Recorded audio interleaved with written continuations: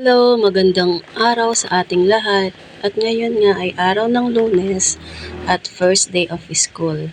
Sa mga oras nito ay pananghalian na at bago tayo sumabak sa pagdi-display ay kakain muna tayo. At ayan, habang kumakain ako, itong pusa na to talagang nakikisabay siya sa akin. Kaya ayan, pinauna ko na siya, binigyan ko siya ng chichirya.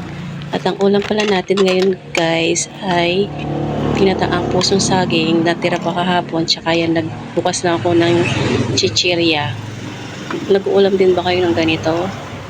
At ngayon nga ay unang araw ng pasukan at natatawa ako dito sa bunso ko dahil grade 1 na siya at maghapon na siyang nagkaklase. Lagi siyang nagtatanong sa akin kung may pasok daw ba sila sa school ngayong hapon.